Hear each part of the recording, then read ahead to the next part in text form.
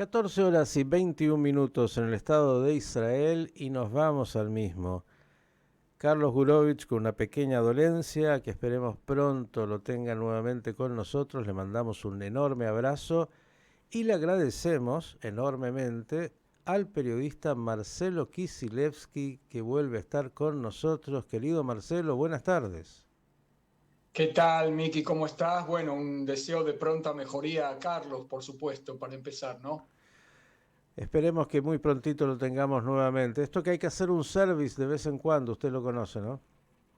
Por supuesto, como todos. Así es. A ver, noticias de Israel y la región. Yo quiero comenzar, si a usted le parece, si no me cambia directamente el libreto, por algo de lo que más me ha impactado. Mire que Israel está en guerra, pasa de todo, hay por aquí, por allá, pero ver imágenes este sábado por la noche de la represión policial a ciudadanos israelíes, golpes, la verdad es un dolor extra a lo que es la guerra. A mí por lo menos me ha impresionado muchísimo. No sé cómo usted lo ha leído, ya hemos informado algo, manifestaciones que tienen que ver con, bueno, lo que todos quieren, pero nadie sabe cómo, traer los rehenes a casa de inmediato, y también con un tinte político en contra del gobierno de Benjamin Netanyahu. Se lo dejo ahora sí, esto y todo lo que usted quiera. No, por supuesto, Miki, que hay un ascenso en la tensión entre los distintos sectores de la población. Ahora te pensaba contar algunas cosas más de eso. Un manifestante le pegaron con un garrote de policía montada, a otra chica le quebraron un pie con un pisotón de un caballo, y a una secuestrada liberada que se quedó ahí atrapada por error en la manifestación, también, bueno, recibió un golpe de agua en este caso, y un señor también. Es decir, hubo en total alrededor de 4 heridos que llegaron al hospital con estos lanzaguas que fueron activados por primera vez desde que empezó la guerra, ¿no? La última vez había sido en las manifestaciones contra la reforma judicial. Y por supuesto que, bueno, esto va a tener coletazos, pero no cabe duda que refleja esto que te digo, que es un aumento en la tensión entre muchos sectores de la sociedad israelí. Ahora yo te voy a contar de lo que está pasando hoy en la Corte Suprema de Justicia con el tema de la ley de enrolamiento o el decreto de no enrolamiento, vamos a ser un poco más precisos. Pero lo primero que te tengo que contar es que en el norte sigue la escalada, las fuerzas de defensa, o sea, Tzal interceptó un misil tierra-aire lanzado por Hezbollah, después de que Hezbollah interceptó un dron israelí, y luego las fuerzas de defensa atacaron por primera vez en la guerra en lo profundo del Líbano, en la aldea de Baalbek, que queda nada más y nada menos que a 100 kilómetros de Metula. O sea, estamos hablando ya de una profundidad en territorio libanés sin precedentes, cosa que nos acerca a una guerra total. Bueno, no lo sabemos, no lo sabemos, no en lo inmediato. ¿De qué depende? De lo que pase con el acuerdo con los secuestrados. Nosotros siempre explicamos, lo explico también en el canal, el hecho de que el interés de todas las partes en este acuerdo por los secuestrados tiene que ver con un efecto dominó que va a ocurrir después. O sea, por lo menos en las fantasías de muchos de los actores. Es decir, Biden piensa que para ganar elecciones necesita calmar los ánimos en el Medio Oriente y también los precios del petróleo. Y entonces dice, avancemos con el acuerdo con los secuestrados, y entonces eso va a arrastrar el acuerdo por cese el fuego, lo cual va a arrastrar el cese el fuego con Hezbollah, que ya avisó Nasrallah, el secretario general, que va a parar, y también con las milicias y con los hutíes, etcétera, etcétera. Entonces todos felices y contentos. Yoav Gallant, ministro de Defensa, ya avisó, nosotros no estamos atados a ese tipo de juego concatenado, que no se hagan ilusiones, dijo piénsenlo de nuevo si creen que vamos parar solamente porque haya cese el fuego en Gaza. Y esto de Hezbollah es una clave en el sentido de que Hezbollah está, si para, bueno, va a parar desde su punto de vista, es lo que quiere, pero va a quedar frente a los poblados del norte, del otro lado de la cerca, y los habitantes del norte no van a poder volver, con lo cual se va a estar creando una franja de seguridad como aquella que conocimos tantos años en el sur del Líbano, pero esta vez del lado nuestro. Y entonces con eso Israel no va a poder convivir. Pero bueno, esta es un poco la noticia. Había ocurrido también que Hezbollah también hizo lo propio porque su último misil había sido interceptado arriba de Kfar Tabor. Kfar Tabor es en el Valle de Israel, o sea, están avanzando ellos también en términos del rango de tiro, ¿no? Y una esquirla o un pedazo de cohete, no sé cómo es, cayó en la sinagoga de Kfar Tabor, muy cerca del monte, o sea, a los pies del monte Tabor. El otro tema es, sí, decime. Pregunta, maestro. Habló de los rehenes. Negociaciones que continúan, una cumbre en Francia, luego se traslada ahora al Medio Oriente. ¿Qué se sabe? Porque bueno, hay muchos trascendidos, concreto poco, pero incluso había una propuesta, esta vez israelí, que jamás o dijo que no, o iba a analizar. ¿En dónde está, en qué punto se encuentra todo esto? Bueno, en el segundo día de la cumbre de París 2, todos habían vuelto con mucho optimismo. Terminamos el Shabbat, el sábado de la noche, con un ambiente de optimismo. Incluso las familias de los secuestrados en la plaza en Tel Aviv bajaron los decibeles de la protesta para darle algún tipo de chance. Ellos dijeron, te lo leo textualmente, Eli Sharabi está secuestrado, su hermano Sharon Sharabi dice, por supuesto no vamos a oponernos a un acuerdo, aun si es parcial, pero queremos ver el mapa de ruta hacia la liberación de todos los secuestrados. Hasta que el último secuestrado no vuelva, no descansaremos y no callaremos. Y además dicen algo que a mí me parece muy lógico. No existe tal cosa tanda humanitaria, porque ya saben todos nuestros oyentes que se está negociando por esta tanda de 45 días de tregua por 40 secuestrados humanitarios. ¿Qué quiere decir humanitarios? Adultos mayores, enfermos, las mujeres que quedan, etc. A esta altura, 4 meses y medio después, ¿quién no es humanitario de entre los 110 que más o menos quedan con vida, ¿no?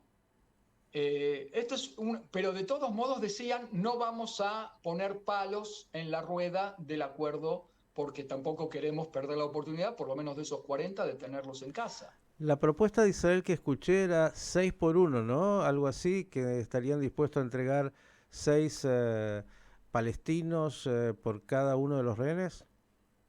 Sí, estamos hablando de 40 rehenes en 45 días, es decir, alrededor de uno por día, no en cuanto a la posible liberación, que se libere uno por día sería una logística imposible, pero sí en esa clave numérica a cambio de 300 presos palestinos, con lo cual estaríamos llegando más o menos a esa clave de 6 por 1. Pero todo esto está en el ámbito de lo que ha trascendido, concreto, nada.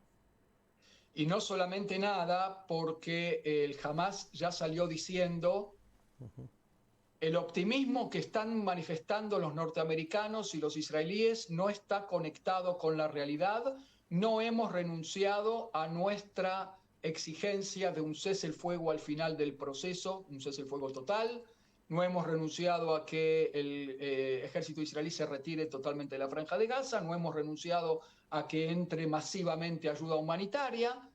Y que vuelvan los evacuados hacia el norte de la Franja de Gaza. No hemos Con lo cual, renunciado a nada. claro, eso es lo que dicen. Ojo, ahora estamos en plena negociación. Una lectura posible es que estamos en plena negociación y entonces cada parte está volviendo a sacar los conejos de la galera, no exceptuando al primer ministro Benjamin Netanyahu, que dijo ayer, la negociación no me pareció bien cuando le había dado toda la confianza a Dadi Barnea, director del Mossad, como jefe de su delegación, al cual le había marcado la cancha antes de salir. Es decir, que todo lo que hizo Dadi Barnea es bajo las órdenes de Netanyahu. Pero bueno, eso son cosas de acá. Pero dijo también, yo exijo que los presos a ser liberados, los terroristas pesados a ser liberados dentro de esos 300 se tienen que exiliar a algún lado, como por ejemplo Qatar. Todos levantaron las cejas así, como yo, y dijeron, pero ¿por qué no lo dijiste antes? Esto no está en el acuerdo marco. A mí me da la sensación, si me preguntan a mí, no que Netanyahu y el Hamas se volvieron locos otra vez, sino que al contrario, están jugando el juego del loco a ver quién pestañea del otro lado primero, ¿no? Están diciendo, bueno, yo estoy más loco que vos, si vos estás loco, ¿no? Una cosa así. Lo que hay que ver, Esperemos Marcelo, que yo tenga razón.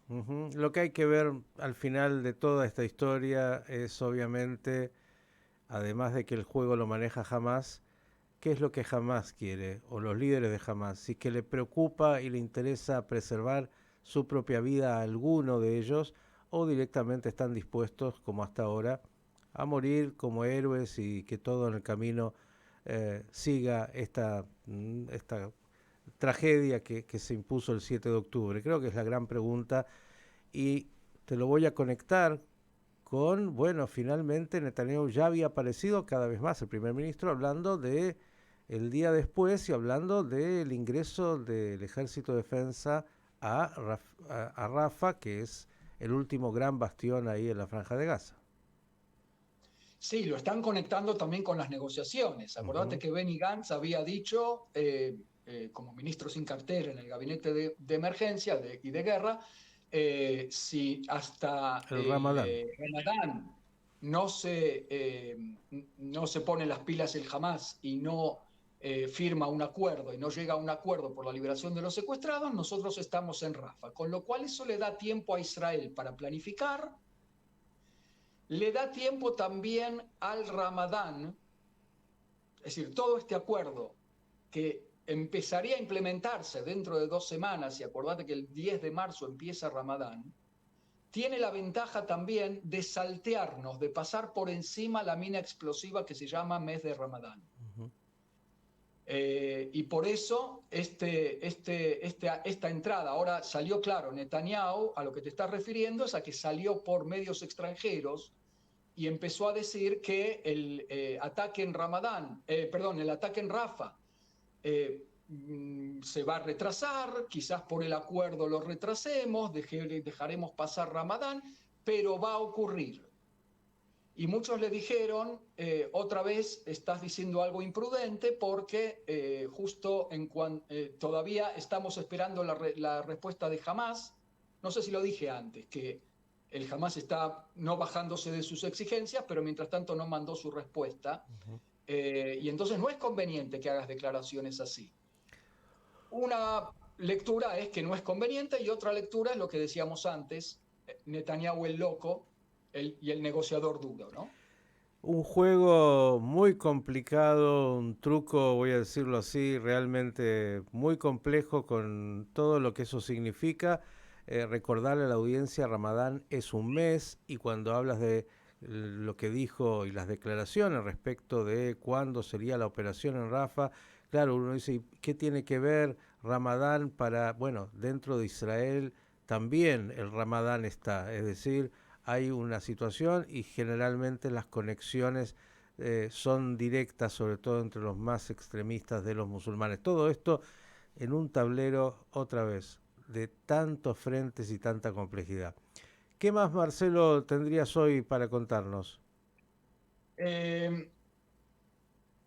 Lo que quiero contarte también es que en el marco también de estas negociaciones, el gobierno palestino renuncia esta mañana. Acuérdense que el presidente es un presidente más o menos a la israelí, Abu Mazen o Mahmoud Abbas. Tiene más atribuciones que un presidente israelí y sin embargo también por debajo tiene a un primer ministro, un gabinete, un parlamento y hoy ha renunciado el primer ministro, que se llama Muhammad Ashtaye, que es un ignoto, no es alguien muy conocido por el público, y ha renunciado. Él ya quería renunciar en repetidas ocasiones ante el derrumbe económico de la autoridad palestina. Él decía que yo no... En general, el primer ministro palestino a lo que se dedica es a política interna y a economía, básicamente. Y entonces hoy renuncia, también bajo presiones norteamericanas para que lo hagan, para crear un espacio para que pueda entrar un gobierno tecnocrático, si es que hablamos del día después, con un gobierno tecnocrático según la agenda de Joe Biden y Kamala Harris, que fue la primera que habló de esta autoridad palestina mejorada, ¿no? Y esto le haría servicio un poco a esa agenda. Y hablamos también de las posibilidades de un gobierno de unidad nacional con el Hamas, que también bajó sus pretensiones de seguir siendo gobierno exclusivo en Gaza, y habló de la posibilidad de aceptar un gobierno consensuado de tipo tecnocrático. Esto posiblemente le daría la posibilidad. Y la otra noticia, como te comentaba al principio, tiene que ver con una discusión dramática dentro del tribunal de la Corte Suprema de Justicia, mientras manifestantes de un lado y del otro están afuera. ¿Qué es lo que está discutiendo la Corte Suprema de Justicia? Un decreto del gobierno por el cual se abstiene o ordena abstenerse de reclutar a los jaredín. Esto forma parte de una ley que había vencido en junio, no la renovaron con otra ley, no nos metemos en todo el tema de lo legislativo, nada más saber que en plena guerra esto, en lugar de dejar de lado los temas más álgidos, es un tema muy álgido, porque ya la ley de reclutamiento, la ley de reserva, la ley de Miluim, ya habló de sobrecargar, más aún de aumentar más la carga de los reservistas, y del servicio militar regular también. Se vuelve a subir a 3 años para los hombres, se vuelve a subir a 2 años para las mujeres, y los reservistas van a tener que hacer, en lugar de 50 en 3 años, ahora van a tener que hacer 45 días por año. Y aumentan también la edad, a 45 años los suboficiales, a 50 años los oficiales, con lo cual decirles en este momento, y además los jaredín no van a hacer el ejército, es un lío bárbaro. Cuando estamos buscando la unidad, no es exactamente lo más oportuno para hacer. Y afuera, entonces hay muchas manifestaciones, tanto de los oficiales y los reservistas en general, y gente en general, como de los jaredín que están enfrente también, hablando de que el reclutamiento es una afrenta contra la Torá y lemas por el estilo. Te leo nada más la declaración en la audiencia de la Corte Suprema, que está debatiendo en realidad amparos de varias organizaciones encabezadas por el Movimiento por la Calidad de Gobierno. Su presidente, Eliad Shraga, dice: durante 25 años nos hemos mantenido firmes en este relieve exacto y afirmamos que no es posible discriminar entre sangre y sangre. Llevamos 25 años explicando que en nuestra democracia distorsionada el valor de la igualdad se está aplicando en forma diferencial. Hay ciudadanos como nosotros que tenemos deberes y derechos, uno de los cuales es el servicio en el ejército, sin mencionar estudiar, pagar impuestos, y hay ciudadanos en nuestra sociedad que solo tienen derechos, no tienen que trabajar, no tienen que estudiar y pueden beneficiarse de infinitos fondos de coalicionarios, es decir que también esto tiene ribetes político-partidarios, en el sentido de un primer ministro que pareciera estar haciendo gestos todo el tiempo para mantener viva su coalición. Y si querés terminamos con una más o menos buena. Dele, me quedo con la parte buena. Perfecto. Lo más o menos es porque se trata de que la guerra continúa, ¿no? Pero casi 4 meses después del dramático rescate, la que regresa a el servicio militar es Ori Megidish. Si se acuerdan, Norime Gidish fue la primera soldada que fue rescatada en un operativo bastante dramático por las fuerzas de Tzal, del ejército israelí, y que, bueno, estuvo alrededor de 23 días secuestrada. A ella la lograron rescatar y desde entonces no había ocurrido nada en ese sentido hasta el rescate más dramático todavía de los argentinos, de los israelíes argentinos, Fernando y Luis, hace un par de semanas ya. Ella era monitora de la base de Nahal Oz, de la cual sobrevivieron nada más que 7 mujeres soldado, que eran estas monitoras que veían por las pantallas y son también las que advertían permanentemente a sus superiores y al gobierno de que el Hamas estaba cocinando algo grande. Y fueron, como se dice en la jerga académica, ninguneadas olímpicamente, y de eso todavía va a ser uno de los grandes escándalos a investigar y a penar después de la guerra, ¿no? Ella vuelve a servir en el ejército cuando en realidad nadie de los que sufrieron este tipo de cosas, por más mínimas que sean, están obligados a volver a servir en el servicio militar. Parece que ella insistió mucho y en el ejército dijeron que su regreso se debe a su deseo personal y un sentido de misión de servir al Estado. Vuelve al arma de inteligencia, a otra arma, no a hacer lo mismo que hacía antes, sino algo todavía más sofisticado. Todo un símbolo, sin lugar a dudas. Señores, lo que han escuchado de Marcelo Kicilevsky con tantos datos, con tanta precisión, con tanta información, ustedes pueden todos los días seguir en el canal de YouTube de Marcelo, así como esta información que va a subir también ahí. Sepan que lo buscan, YouTube, ahí, Marcelo Kicilevsky, ya saben, se escribe con I latina y latina, y van a tener permanentemente esta actualización con todos los pormenores. Marcelo, por el momento agradecerte enormemente y esperemos que pronto alguna buena, sin ningún tipo de, pero tengamos ahí de Israel. Un abrazo grande. Abrazo para todos, Pinky, hasta cualquier momento. El periodista Marcelo Kicilevsky, Panorama, arrancando esta semana informativa aquí en Radio High.